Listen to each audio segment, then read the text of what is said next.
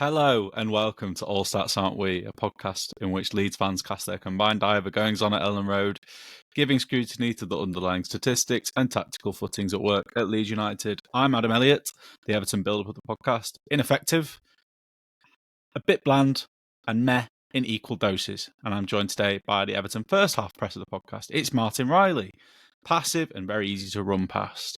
And finally, I'm joined today by the Everton second half press of the podcast, lively and much more difficult to run past. It's Will Clay. Welcome, Will. How the devil are you? Hang on. What's this?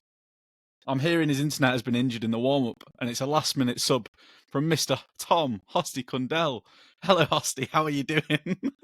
Yeah, I'm good, cheers. I've literally got back from the gym maybe an hour ago, had a shower, and then saw the messages saying Will's internet's playing up, can anyone step in? So yeah, I'm here. So my yogurt will have to wait. Yeah, no, I'm good. How about yourselves? Was it Apart just a from having yogurt? to do this 3 times. Oh yeah, I've done that intro 3 times. This is the 4th time. So yeah, gutted that Will's not here, but glad to have you on board. You're not eating then? You're waiting for your yogurt after? I had pasta bolonaise actually at about 4:30, 5 o'clock before I went to the gym, and then when I get back and I'm eating late, I'll just have a skyr yogurt and some almond butter and stuff like that. Absolutely demolishing me on the spaghetti bolognese versus pesto pasta, because I've not had one yet on these recordings. I myself had a Nando's wrap that I made. I do it yourself, one home one, and it was the sort of ones that I usually have when I have chicken and rice. It's so good. So I really enjoyed that. Martin, how are you doing? We've been on a call for a while together. I'm doing all right. I'm doing better than Will's internet, that's for sure. I have phoned in the tea tonight and got a Mackie D's, and I had a chicken Big Mac and some spicy nuggets to go with it, which was very good. As very good as McDonald's can be, of course. But I'm ready and raring to go to finally get into this podcast. Yeah, I mean, before we do, I just want to give Will a shout out. He did a thread on Twitter earlier, and he said in the thread, I can't wait to talk about this basically later on All Stats Aren't We, and I'll describe what I've just detailed here in a bit more detail. And he's not here to do so. So please go and look at his Twitter, and all our Twitters, and follow us all. But yeah, give him a like and give him some love, because I'm good for him. He had a Toldo moment, let's put it that way. Speaking of, the reason we've had some internet issues and some sort of technical issues, and we're having a few more maybe, is the teething problems of this season so far. It's because if you prefer YouTube, stop listening right now. If you're listening on your podcast player, and go watch us on there, because we are there, and you can see all our beautiful faces, the Leeds kits that are here, the various ones. Oh wait, it's just me. Anyway, it's fine. And yeah, it'll be great for you. Yeah. So that'd be nice if you could go over there, subscribe, like, all of that good stuff, and watch us, because maybe a lot of you prefer that medium of your podcast. So hello. Anyway, news. No news. Nope, that's not true. Nowhere news. Okafor is set to be announced any day now. He may already have been when you listen to this, most of you. What are our first thoughts then, Martin? I have not watched him yet, and that is on my list of things to do. And now it's very close. I think that will be a good time for me to start. But first impressions were that a few years ago he was a very, very highly thought of player and was picked up by AC Milan. And he's a very good ball carrier, likes to get in behind the back line and score goals from wide spaces.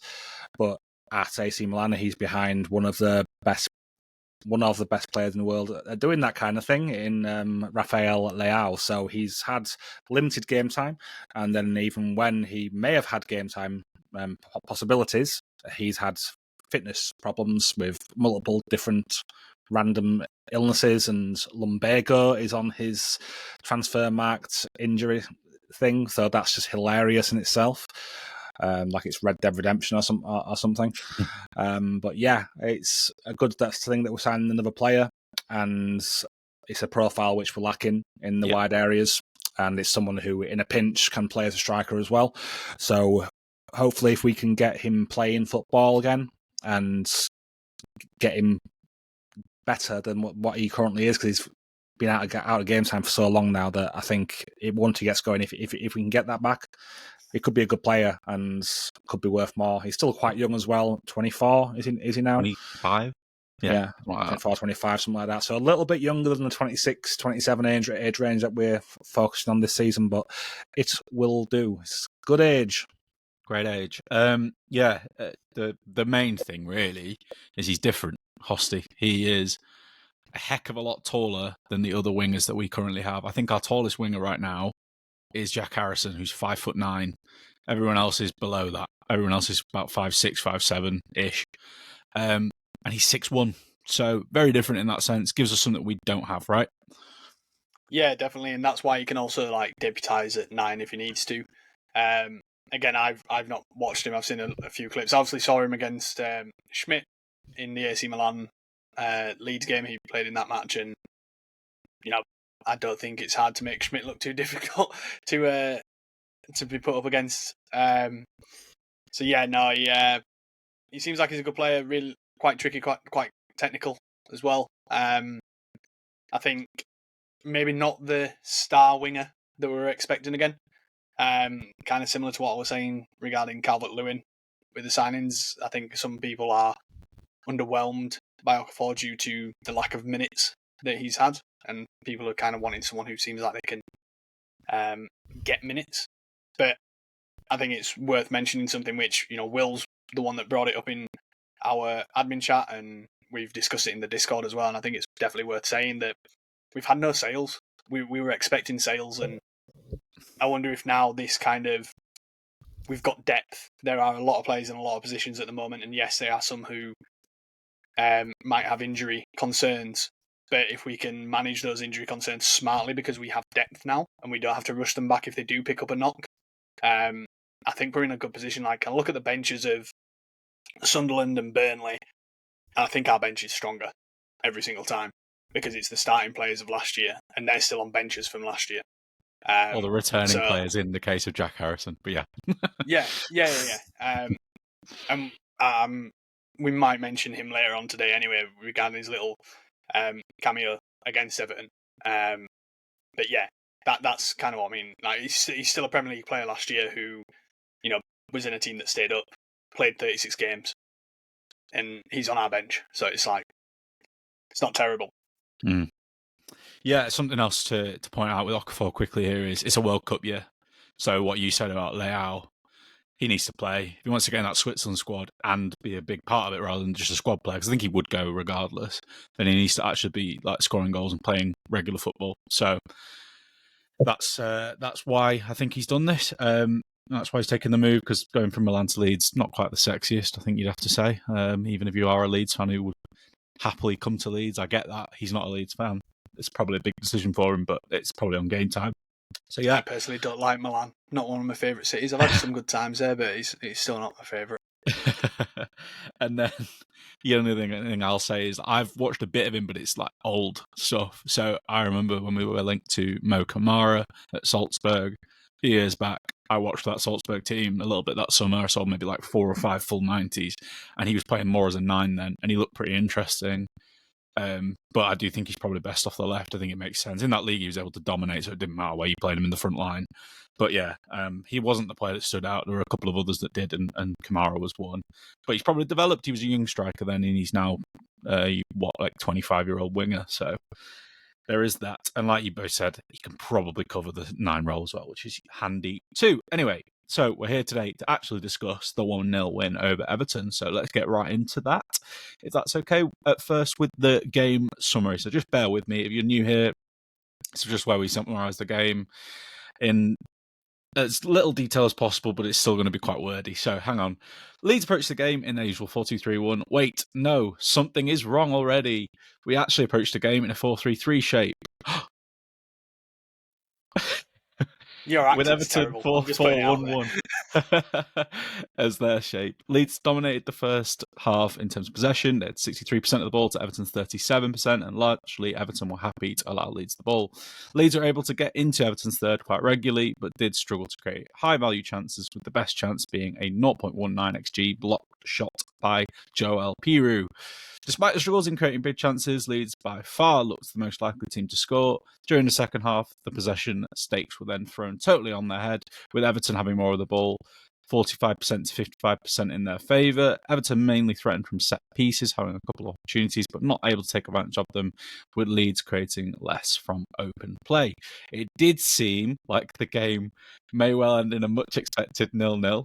However, this was turned on its head as well when a penalty was awarded to Leeds thanks to a much debated handball by James Tarkowski, which then substitute Lucas Mecha calmly converted, really well struck, past Jordan Pickford to make the score 1-0 in the 84th minute. There was a good opportunity for Everton and a few hairy moments from a set piece following the goal, and Leeds also had some good territory later on, but ultimately the game ended 1-0 to the Whites. The stats, just quickly before I ask the guys some questions, are that Leeds overall in the game had 54% of the ball, 2.13 XG compared to Everton's 0.80, 21 shots to 7. Two big chances missed for Leeds and one for Everton, and those are the main ones, really. So, and there's a few other distance covered metrics, which, I mean, we might talk about at some point. But yeah, I think this was a game where you clearly saw Leeds utterly dominated in the first half, but things changed in the second for sure. Do you have an explanation as to why that was? Was it a tactical shift, or was it just energy levels, Martin? So, yeah, I did look into this in a fair bit of detail. So, in the first half, Everton, like we've said in the game summary, were very happy for Leeds to have the ball. They weren't trying anything too aggressive in terms of pressing, and they were largely just sitting in a pretty passive block. They were putting a little more umphing around in wide areas, but it really wasn't anything which caused Leeds problems. But in the second half, they stepped things up a little bit, and they were much more aggressive, especially if I noticed from goal kicks. I had much more presence around the Leeds box, which meant that we were forced to go long most of the time. And this also caused some problems because I don't think Perry looked too assured of himself when the balls were being played back to him, and there was some subpar distribution from him. He was largely good in the first half, but the second half they did make him force things into areas where he didn't want them to go, maybe, and put him under pressure. So it made it very difficult for us to build and to get any sort of tempo in our game, and Everton took advantage and had more of the possession because of that. I'm just going to quickly share some things just for the YouTube viewers now. Just bear with me a second while I get that up and running.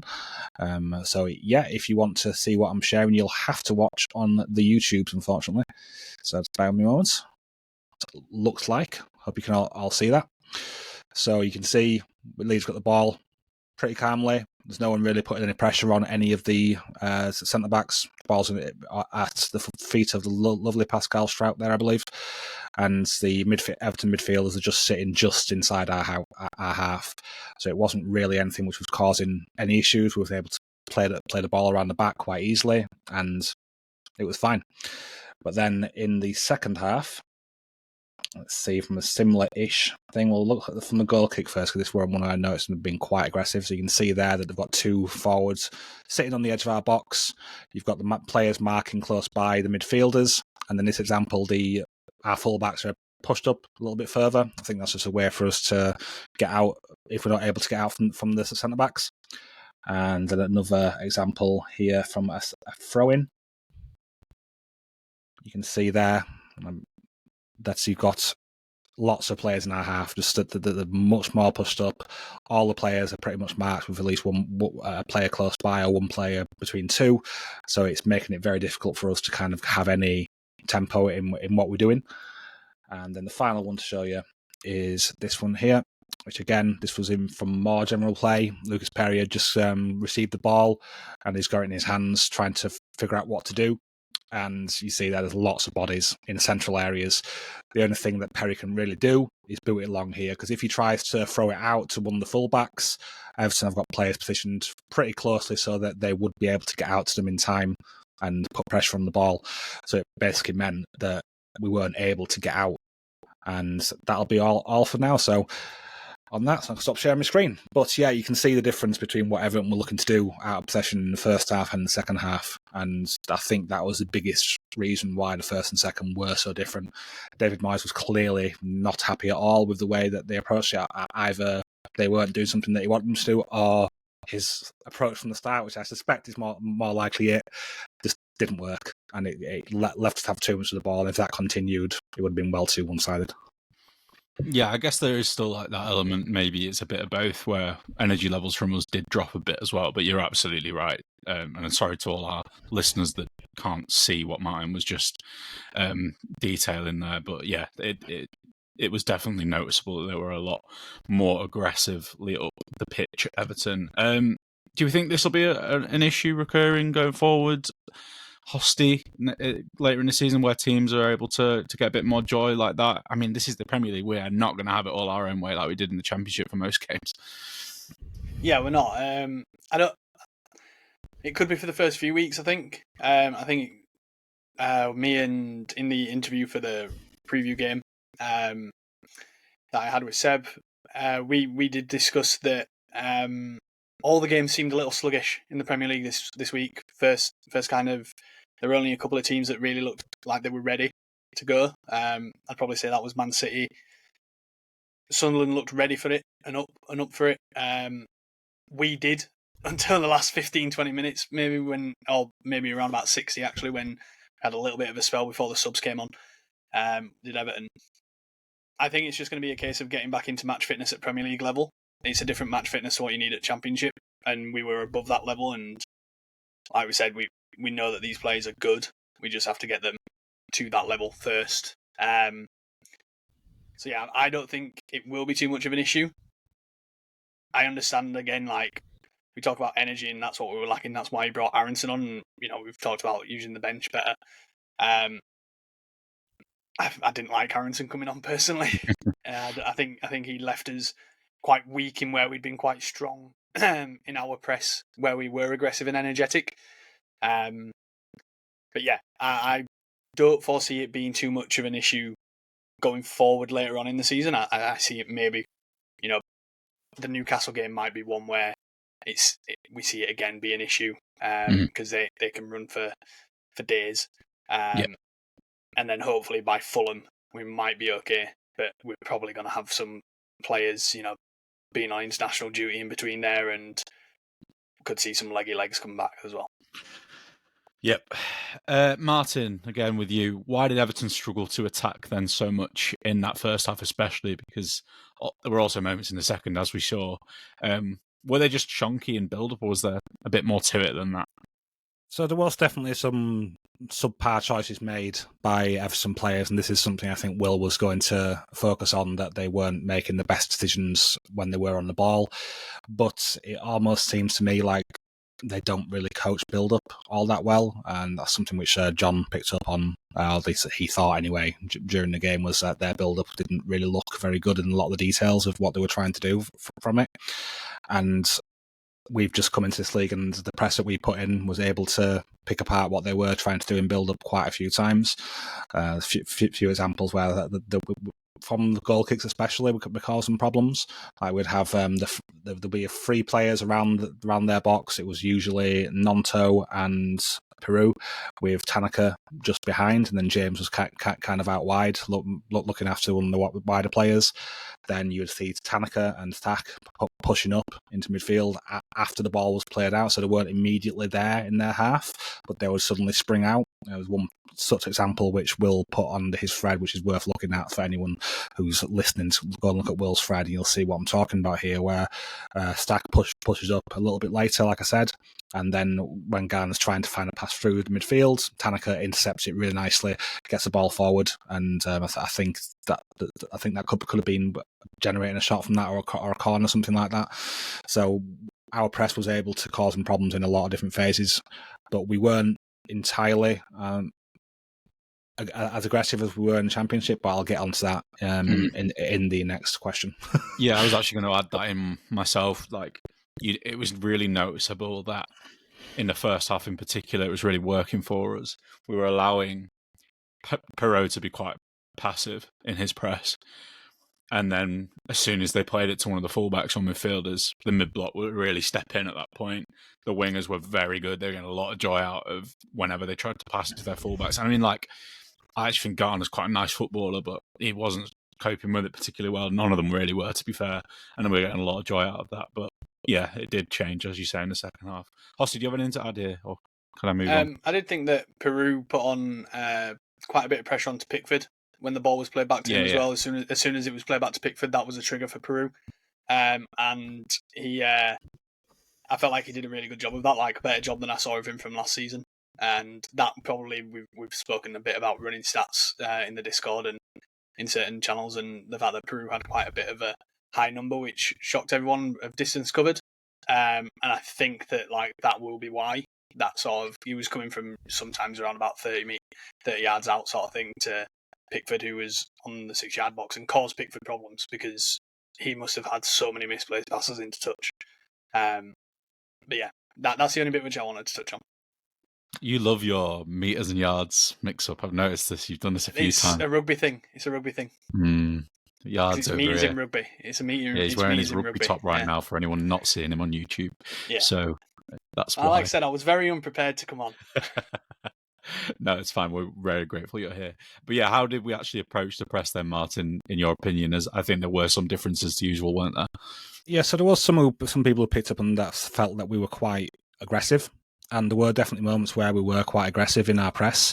But after looking over it in more detail during my watch back, most of these aggressive moments were generally from counter-pressing moments. So when we'd lost the ball in their third, and then we're quickly looking to swarm them and get the ball back. So that was where we were at our most aggressive. But then the rest of it was kind of in like a 4-1-4-1 block for the mid-block, so that is immediately different to what we did last season, which was a 4-4-2 block. And so that takes one player out of the forward pressing line, but gives you extra bodies in midfield to get interceptions off. And there's also some nice triggers done in wide spaces, which I think is what led to Willie Gnonto coming out of this game with the most tackles and interceptions combined for the team. So yeah, he had 6 tackles and interceptions, 2 interceptions, and 4 tackles. And yeah, he did put in a really good display in this game. I felt out of possession. Most tackles on the pitch, it was. Yes, I believe really so. Good.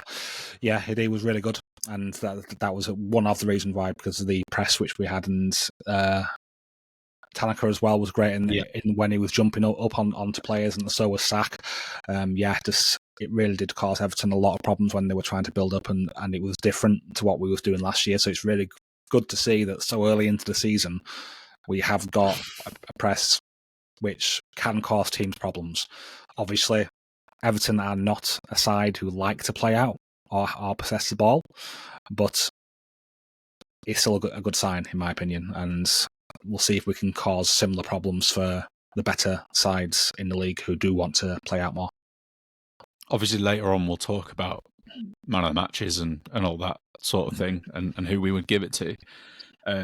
I felt Tanaka maybe had his best game out of possession in a Leeds shirt since joining the club. I know that's quite a bold statement, but I think it was one of his best. Gnonto maybe as well, one of his best performances out of possession in a Leeds shirt. They were both brilliant. Exactly what you needed. Like Gnonto's 4 tackles were in 65 minutes that he was on the pitch as well. So really, really good as well if you look at it on a per 90 basis. And as you say, we weren't quite in the same pressing shape as we were last season. It wasn't that quite. Well, we did a bit of a hybrid press last season that we've been into detail on before in the last season's pod and the year before as well. But we weren't quite a 4-4-2. It wasn't the same as it was, which has been a staple under Farke for a long, long time now. But yeah.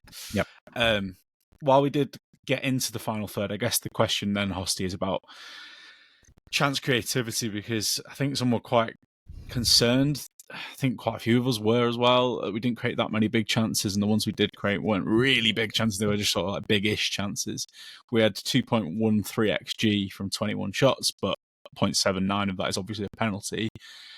1.32 from 20 shots is only 0.066 per shot, which is not particularly great. I think an average in football for shot is about 0.11, 0.12-ish. So quite a bit below. We're halfway there. Yeah, halfway there. We've got a bit of work to do. But yeah, are you at all concerned by that, or is it kind of how it panned out as you expected with Everton? I'll be concerned if the squad is the same makeup right now come the end of the transfer window. So you think it's more of a player profile thing than a tactical thing? Yeah, I think so. Because I think probably it would have been nice to find some expected threat numbers, and I feel like we would have had some quite high numbers for that. There was definitely moments where we built up really well out wide and we got the ball into dangerous areas, and then we put a ball into the box into a dangerous area, but due to the other way that we'd played and the fact that we had Perot, we didn't quite get onto the end of that. I think like if we'd started with Mecha and maybe a player who was a bit more creative, who could have taken up a different space to where Peru kind of was, and I've said his name differently. Yeah, I'm trying to be good so and say many it times, right. Yeah, I'm doing the same, and I realised that I got it wrong a couple of minutes ago. Yeah, I think that I thought when we were there, we were getting into dangerous positions, and we were just not getting the right pass or the right position for the last pass anyway. Rather than we were struggling to actually create something decent, it was more how do I put it without then saying creating something decent? But it was like, yeah, we weren't as penny. Yeah, probably that way. Yeah. Yeah, I totally agree. Like some of our approach play, some of the like triangle combinations between both sides, really. We kind of knew Bogle, Tanaka, and James. Yeah, and I'll be doing a video on this for the Patreon. Please do. So I won't go into too much about it, but like we saw a bit of that in pre-season. Nonto as well when he plays down that side. But then on the left, bloody hell, like there were two new players there combining with Nonto, and they just looked really good, and it was incisive. It's just when you got that final action, when there's a few more bodies in your way as well, and it just wasn't quite there. Yeah, but yeah, like, really did like some of that. There was one moment for sure when you've got Goodmanson and Nonto, and Goodmanson doesn't quite have the full understanding of how Nonto's going to play, and Nonto played that back heel, and Goodmanson didn't make the run right, and it would have put Goodmanson in so much space, but he didn't realise that Nonto was going to play that. Yeah. And I'm sure in a month or two, Goodmanson will. And so it's just that understanding that's also not quite there maybe with the new players. Actually, Goodmanson might suit Okafor, I think, quite a lot. We'll see, but I think he might. We built the ball really well, Martin. You have to say, but were you a little bit concerned as well with what was going on when we got into the final third? And if so, do you think it's more of a tactical or a player profile issue? I wasn't overly concerned, although we didn't create too many like majorly big chances. You've got to remember that Everton were sitting very deep for a lot of this game, especially the time where we had the ball, and they were packing the box really, really well. Just to put it in perspective, we created more XG in this game against Everton than any team did last season after Moyes took over. Wow. So after Moyes took over, I think that was around the middle of January. The highest XG against they saw was 2 from Man City. So there you go. We're winning the league. Exactly. Yeah. I'm not saying that all, but thank you for taking me out of context. No, we had the second most in the Premier League this weekend, though. That's pretty impressive, right? Well, yeah, it's not something to sneeze at that we have created that much XG against the Moyes side, who as woeful as they were in possession. Like, I'm not going to sugarcoat it; they were bad in possession. I was expecting more from them in that. I know we did do a good job in our press, but they should be doing more than that to create and get their best players onto the ball. And Dyer really didn't get involved at all. He had a couple of flashes in the second half, but he still didn't really do anything, and he was their most dangerous player for the game. Obviously, then Grealish came on, and also Grealish didn't do a whole lot. I mean, he's obviously not match sharp, that's why he didn't start. There is a clip that's gone very viral, though. It was funny where he's beaten like 3 Leeds players, played it to Beto, and the ball's just bounced off Beto. And it was hilarious. It was like Grealish done all this hard work getting him over halfway, and then, whatever. Carry on. Yeah. So, I do think that I'm not too concerned, but against a side who doesn't allow us as many openings, it could be a problem. And so if we're coming up against a side who's better in attack and also as organised as what Everton were, which a lot of teams will be, then it could cause us problems.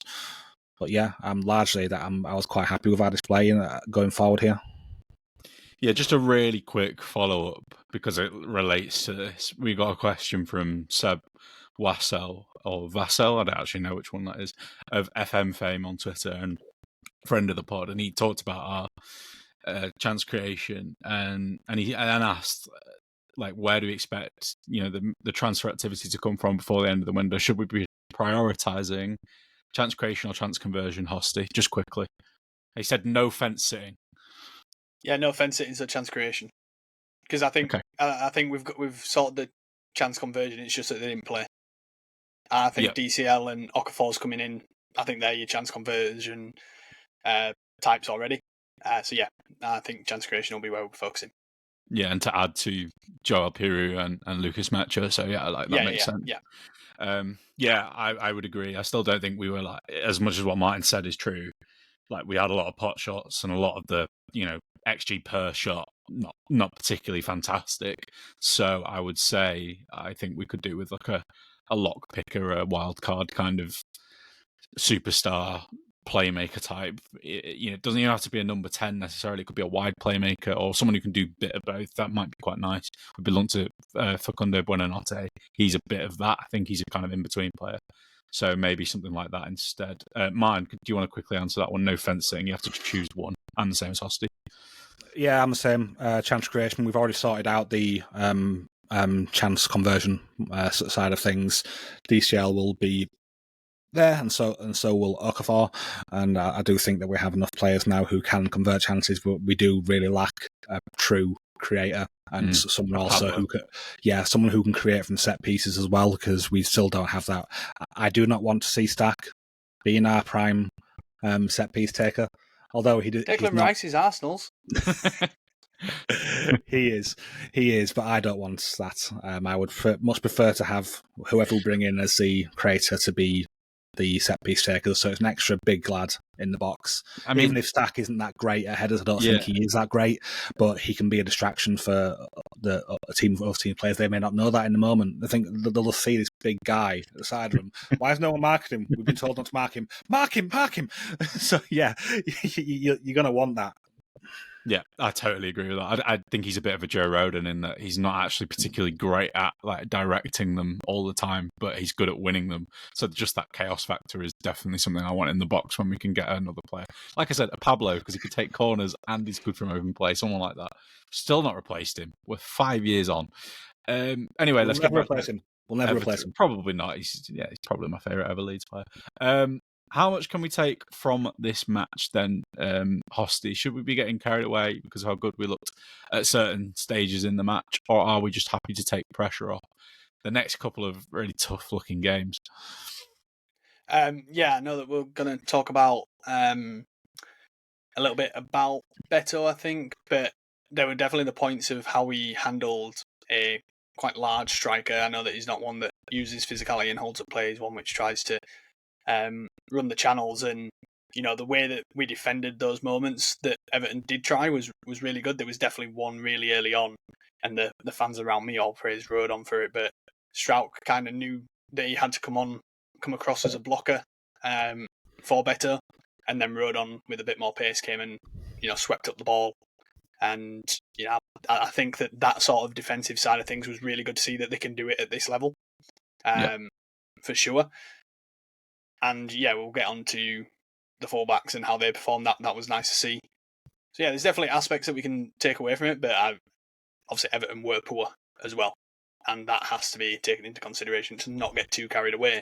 However, we, if you're going to listen to the preview straight after this for the Arsenal game, you're going to hear me say the exact same stat. The last 6 promoted teams, the earliest 3 wins that they've had. From the 6 relegated, which are just happen to be the 6 promoted teams, is the 7th game, the 10th game, and the 11th game. And we've got one in the first, and that could be key for the season of just racking up those points as we go along. Yeah, and it was a bit of a iffy one when you saw Everton was the first game, Martin, for that reason, because we knew our business when the transfer window wasn't going to be done, and obviously there's more to football than just a transfer window and signing players. Of course there is, but you did want as many in the door as possible for it, and we're not finished yet. So to get a win in what was probably one of the more winnable looking games, is massive, especially because of the next two that we've got coming up. Especially knowing that if we'd drawn or lost this one, it'd have been looking a bit hairy. It'd have been like, oh gosh, like where's the win coming from in the first three games? Is it even going to come? Not sure. So it is a bit of a relief. But are you getting too carried away? No, absolutely not. I know this season's going to be tough. Getting the first win in the bag is very, very good. You can't say it's not, because if you look at it, took Farke's Norwich a long, long time to get their first win.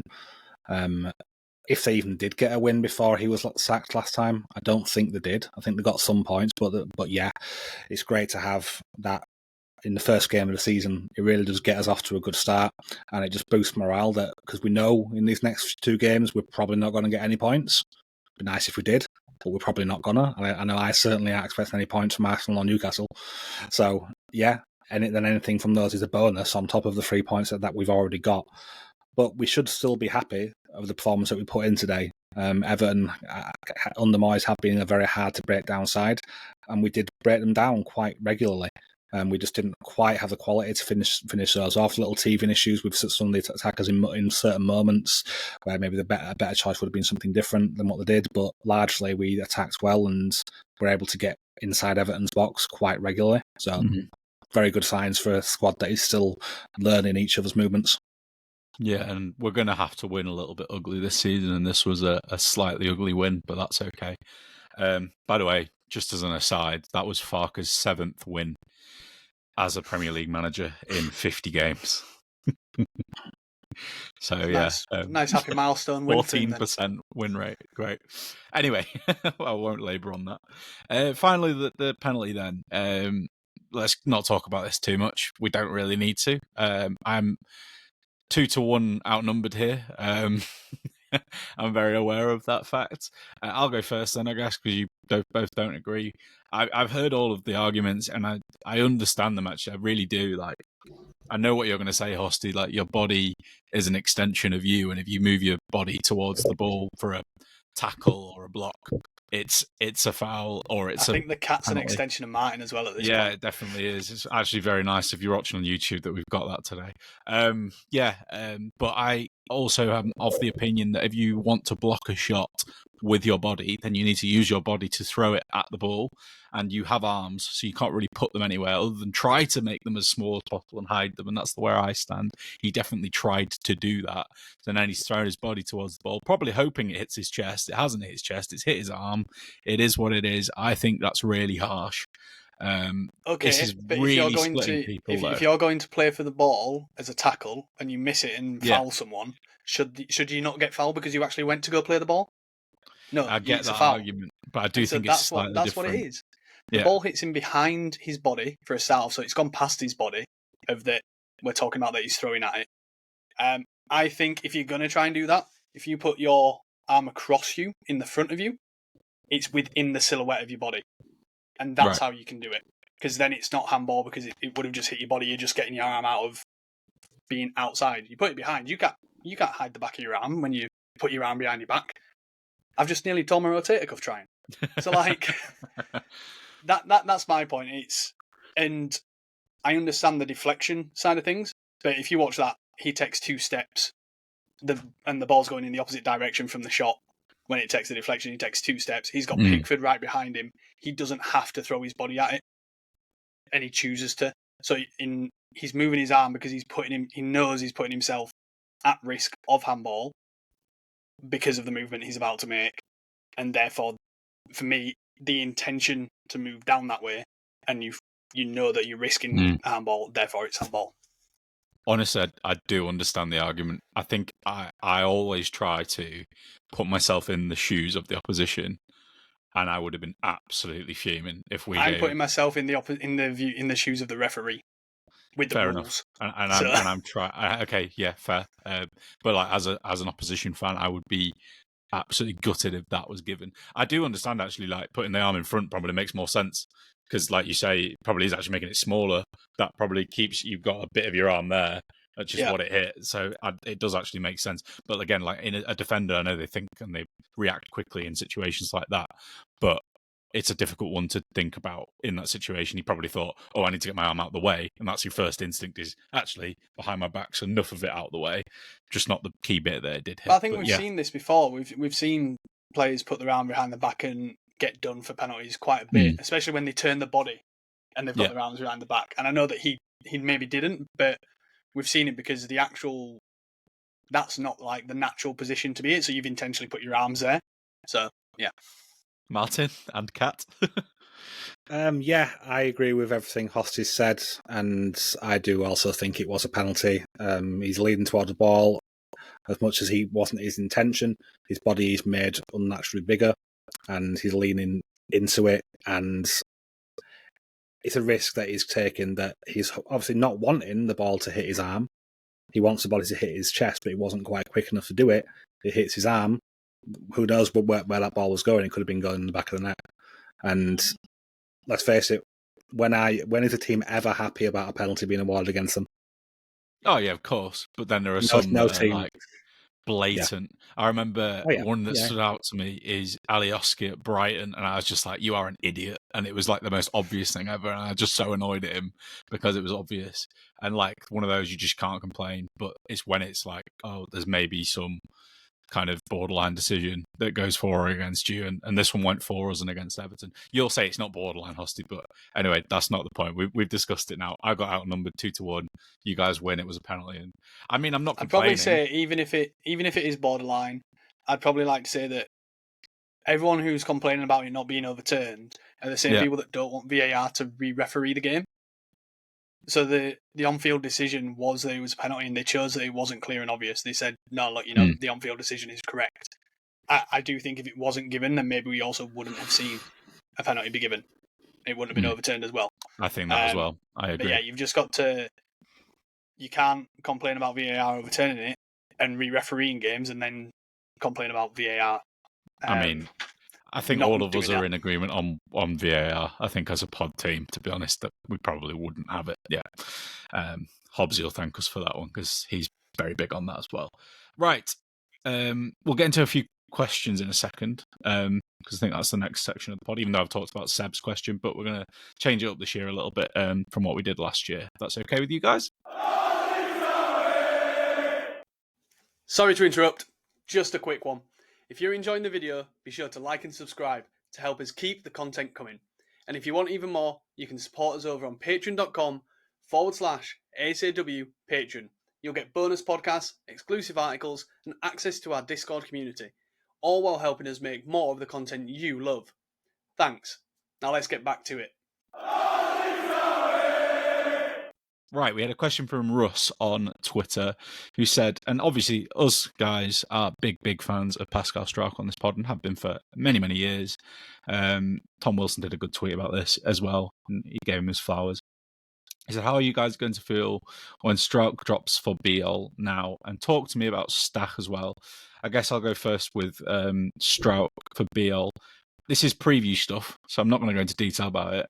But there's an argument you could probably just put both in and you play a back five and you really try to play as deep as possible and just boot everything out away from Arsenal. There's also an argument that you don't change what has worked as a 3-man midfield and you play a 4-3-3. But then, like, I'm kind of maybe of the opinion that you can do both those things and do a 5-3-2. I wouldn't drop Struijk or Roden after the way they played. They're both really good. Struijk probably the slightly better one of the two. Probably more to do with what he was doing with the ball, but he was magnificent. But obviously, I think, again, everyone on the pod team thinks that Bijol is our best centre-back, so he should be coming in as quickly as possible. We've signed him for him to play. He's not come to, oh, well, they played well for a game, so we can't put him in. Like, that's not quite how it works, but I guess, Hosty, if you're playing a back four, which I think you are against Arsenal, are you putting Bijol in and for which player? Yeah, I think I wasn't going back four. I think I was quite vocal over the past couple of days until I spoke with Seb, not Seb Wassel, who asked us a question, Sebastian Hund of Potshot Pod for the Arsenal preview. And he's sort of like where he said with Arsenal's deficiencies led me to be the back four. And yeah, I'm like, Bijol should come in because he's our best box defender, right? Yeah. Now, of course, we we also know other stuff. But anyway, Bijol should come in because he's our best box defender, and given the way that Struijk performed, there's part of me that says Rodon, because that's a direct replacement, in a sense. But then, in this game, maybe we need two of those. And he comes in for Struijk, and that's what we saw in a couple of the pre-season friendlies. We saw Bijol and Rodon, I think, as a partnership instead of Struijk. So yeah, I am sitting on the fence on this one. Martin, which would you do? I would ideally not like to take Struijk out of the side, but I will admit that Bijol makes the team better. So just the original question, how happy would I feel? I would not be happy when Struijk isn't playing, because I love the guy. But I also would not put my own bias for a player against the better of the side. So if we were to play a back four, I would probably take out Struijk, mainly because I think we will need our best box defenders in for this one. And also Rodon's got the advantage that he's probably even our fastest centre-back, and we will need some pace here and there to clean things up. So yeah, I won't like it when Struijk's not playing, but I was also quite vocal in that I think maybe Struijk needs a season where he doesn't have to play every single game, and that will help him out long term, that he'll be more available for us if that is the case. So yeah, hope that answers your question, Russ. Yeah, I think it does. And then the other part was about Stach, so we'll talk about that quickly as well. But yeah, I agree with you both about Struijk. Like, I don't think he's as necessary for Arsenal, but he was imperious against Everton. He didn't give them a sniff, really. But Stach, I guess this might be a good place to talk man of the match, even though none would do that at the end, just because I think a lot of us are in around the same kind of area of the team. I mean, the midfield three were all absolutely sensational, and I was writing some stuff today, and like you just got reminded about how good Ampadu was with second balls and mopping up, how much he contained Bijol, who I do think is a gifted footballer, but he completely locked him up. I already said that Tanaka had his best out of possession game of the season, of probably his Leeds career, really. One of the best he's ever had. And then Stach was just brilliant. He was everywhere. He was in attack, he was in defence, he was taking lots of shots. He was making nice connections with his fullback and his winger. He's just doing everything you would want him to do, really. So he was magnificent. And I think he was my man of the match. But there were a few good candidates, that has to be said. Hosty, I don't know how you felt about Stach, but Tanaka was good, Goodmanson was good, Struijk was good, Tanaka was good, yeah. I drove home and listened to Rammstein in celebration of Stach. Okay, good. From the game, just because I thought he was absolutely fantastic. But yeah, Tanaka was great. I said in the preview for this that this was a make or break game for Tanaka potentially, to kind of see how he deals with the physicality of the Premier League, and he stepped up. He stepped up to it. There was a couple of times when he was potentially muscled out, but he wasn't. He performed fantastically in my opinion. And yeah, so for me it was between Tanaka, Stach, Rodon and Struijk as my man of the matches. As good as Ampadu was as well, and I do think that's probably the best performance in my opinion from him. At least in the second half of last season, because I think last season I kind of had high hopes for him based off having low hopes for him in first season that we had him, if that makes sense. Yeah. He exceeded my expectations in the first season, then he didn't meet them last season, and he did exceed my expectation of him in this one, and he didn't give Bijol a sniff. The thing that I took out of that first half was how little of the ball Bijol had. And that's one of the ways that we did keep Everton quiet as well, and that was down to Ampadu's man marking him. Yeah, like that. Who was your man of the match then, Martin? I thought long and hard about this one because there is generally about 4 players who you could say, because there were so many players who impressed. Initially, it was Goodmanson who came into my mind. He was superb, really good understanding of so quickly into playing alongside Gnonto of what sort of movements Gnonto is wanting when he receives the ball or passes the ball. And he was just great at getting into the box as well. You will see in the stats that have been posted on the Twitter about how involved he was around the box, and yeah, he was great. But I am gonna have to give it to Stack. On the rewatch, he just shone ever larger than he is. He almost seems 6'7". He's just an absolute delightful midfielder. He's so good at carrying the ball for someone of his size, and some of his movements. There's a really nice one which happens where you'll notice obviously that Perot likes to drop deep quite often, but there was one moment where Perot's dropping deep was used as a dummy for Stack's run. Yeah. So Stack pointed just before it happens to diagonally away from where he was, and then the ball was played up by Struijk. Perot dropped deep at the same time. The ball bypassed Perot, goes straight to Stack, who then carries it forward a bit and then moves it on to James. It seemed like such a simple thing, but the way it was done, it seemed to me like it was something which was practiced in training, like that sort of dummy run from Perot to sort of get someone to follow Perot deeper and then Stack to run further forward beyond him. And yeah, he's just a superb footballer, both out of possession and in possession. And yeah, it's Stack for me as well. Yeah, I think go look at our socials for more content on quite a few players. Struijk and Stack, both brilliant. Stack had the most distance covered, for example, but we've covered loads of different stats for him and Struijk and a few others. So go and look at those if you haven't already seen. Yeah, he was absolutely magnificent. He covered every blade of grass. Was just outstanding, really. So we had a question from Wiggy on Twitter who said, I thought both our fullbacks had a good game at both ends of the pitch. You've already given your view on Goodmanson, Martin. How did you think Bijol got on, just quickly? He wasn't as effective as Goodmanson in this game, I felt. But I think he was being part of the rest defence in this one, to be honest. And that was something which I was looking out for in this game, like who would be joining the rest defence more often. And because a lot of the attacks were going down the left side naturally, Bijol was the one who was sitting a little bit deeper to be part of the rest defence, so he wasn't as involved in the attacks as Goodmanson was. But he still had a good game. He didn't put a foot wrong in possession, had some nice give and goes between him and James. There was one particular one where James just overplayed the pass. I will say that James didn't have a great game, which also I think didn't help Bijol to shine as much, because for any winger and fullback combination, for one of them to have a good game, your partner has to have at least a decent game or good game to enable that. On the left-hand side, Gnonto and Goodmanson both had good games. On the right-hand side, it wasn't the same. They weren't matched up, so they weren't quite on the same wavelength in this game for whatever reason. Potentially, it could be that James...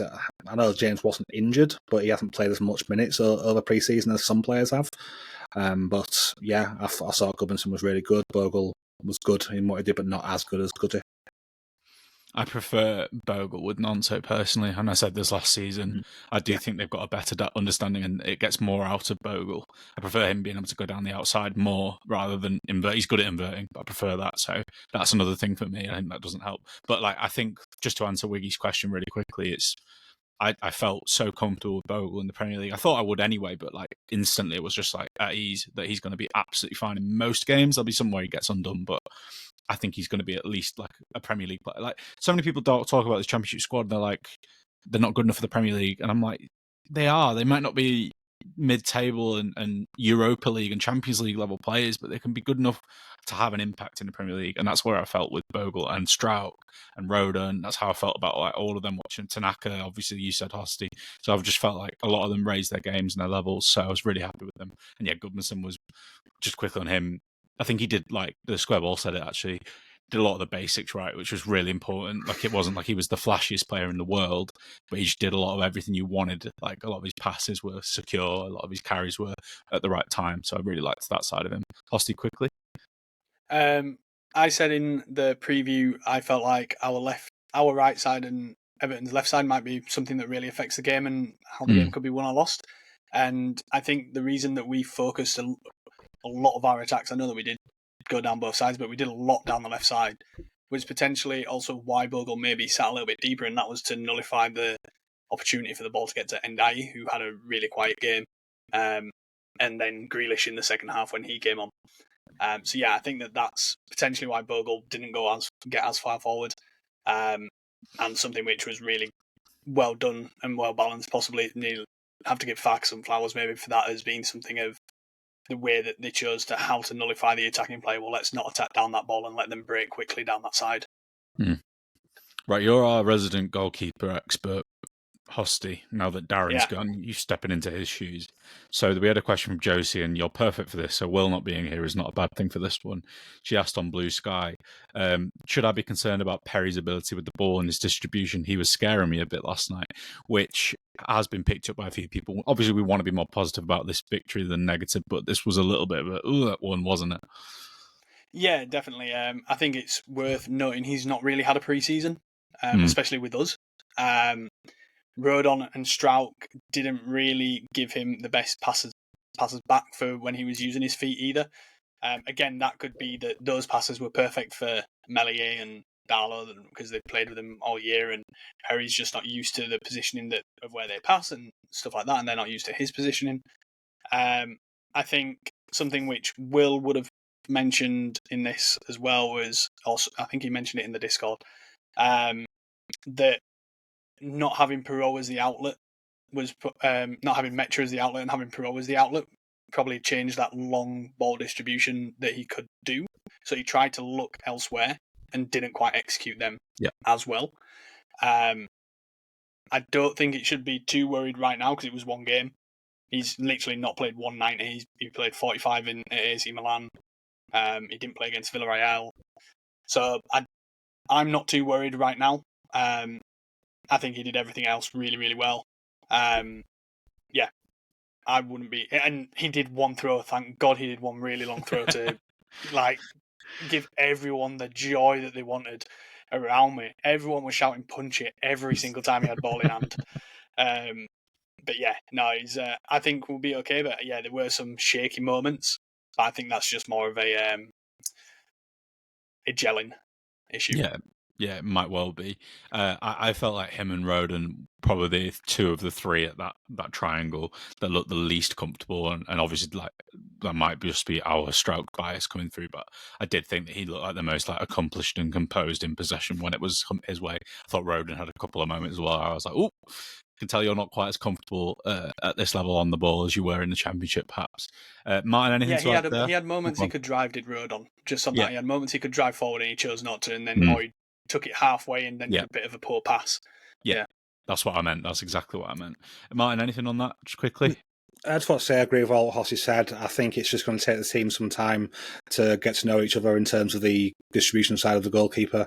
It's also worth noting that Meslier was left-footed, Perry is right-footed. I was going to say that, Yeah, that's a big difference, right? Yeah.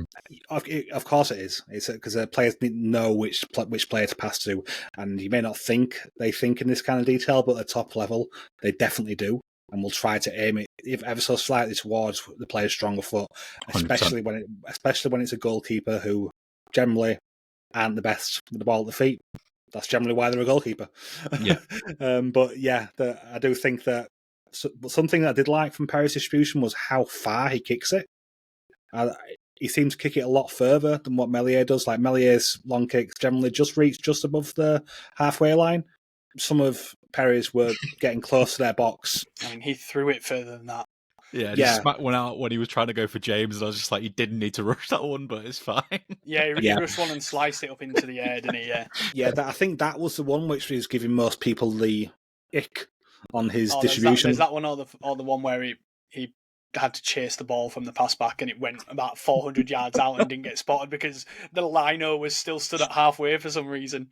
Yeah, that at the back pass was awful on that one. The one that I'm thinking of. But yeah, that's kind of what I mean. Like I just think it's that gelling. Yeah. I'm not concerned is the end result to the question. Yeah, let's wait 3 or 4 games before we judge some things, and that's probably one of them. We can file that under. Last question, and I think I'll just answer this quickly. That's all right, guys. We had a question from Gio Wade in our Discord.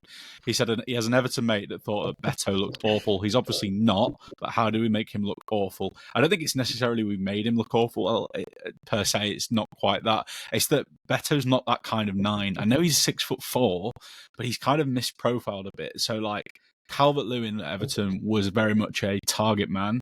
very much a player that can dominate and is just a bit of a bastard. So you don't want to go into 50-50s with him because he'll just elbow you all over the place. Beto's a lot softer than he looks. He's more of not a back to goal player. This is in the words of someone else, but not a back to goal player, but he hates having a defender hit him front footed. He actually needs to be an outlet and play into space, and that is exactly correct. So that's why he didn't look the best, because even though he's big, he's misprofiled. He is a run in behind, get on to the end of things, take quick shots, that kind of player. So if either of you wanted to speak on that, quickly go. I was just going to say that's exactly the Romelu Lukaku conundrum, isn't it? Yeah, although Lukaku is a little bit more, I guess, to him. He's a bit more of a bastard. He can be if you need him to be. But yeah, I get you. You're right. Right, just another quick shout out. We're on YouTube, so please go like, subscribe, all that jazz. Even if you're not really going to watch us on there because you don't really want to use YouTube, you'd rather listen to us in your ears on the go, please still subscribe. It'll really massively help us out, and we really appreciate all the support that we have got on there so far. But that's all that we have time for today. I think just a quick reminder that our Patreon sub is what, Hosty? Patreon.com/ASAW Patreon. Thank you very much, and we'll be back for a preview of the upcoming game against Arsenal straight after this. But for now, thank you very much again to Martin, as always. Bye. And his lovely cat. Thank you to Will, who was trying to come here and help out, and he's done a good thread. Again, please go look at that. And thank you for stepping in very much, Hosty. You've added quite a lot here, so thank you very much. Beto. And thank you to dear listeners. Have a great week. We'll see you soon after the Arsenal preview, and then it'll be the Arsenal review, won't it? So bye.